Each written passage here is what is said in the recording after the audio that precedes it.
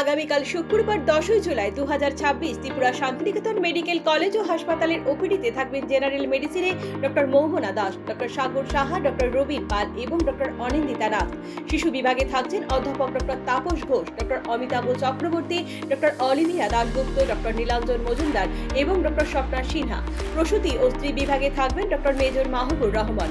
চক্ষু বিভাগে থাকবেন ডক্টর পূর্ণবিন্দু বর্মন এবং ডক্টর টুসি মলসম। ইএনটি বিভাগে থাকছেন অধ্যাপক ডক্টর প্রাণ গোপাল দত্ত এবং ডক্টর প্রিয়ব্রত সিনহা।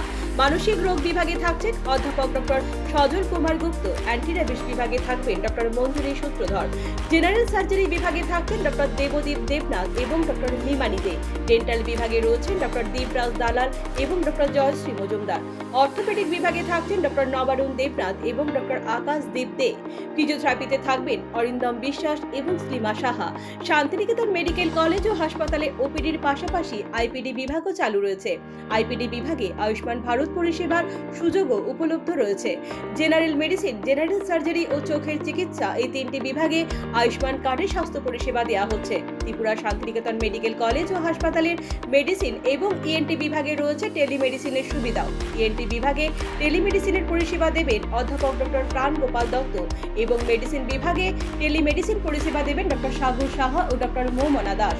ঘরে বসেই রোগীরা ভিডিও কলের মাধ্যমে এই পরিষেবা গ্রহণ করতে পারবেন। তাছাড়াও দিল্লির গঙ্গারাম হসপিটাল এবং বেঙ্গালুরুর অ্যাপোলো স্পেশালিটি হাসপাতালের বিশেষজ্ঞ চিকিৎসকদের দ্বারা সমস্ত বিভাগে টেলিমেডিসিনের সুবিধা রয়েছে। বাড়িতে বসেই ভিডিও কলের মাধ্যমে খ্যাতনামা চিকিৎসকদের পরামর্শ ও প্রেসক্রিপশন পাওয়া যাবে। এর জন্য ত্রিপুরা শান্তিনিকেতন মেডিকেল কলেজ ও হাসপাতালে সরাসরি যোগাযোগ করুন 9366119911 এই নাম্বারে। আপনার স্বাস্থ্য আমাদের দায়িত্ব।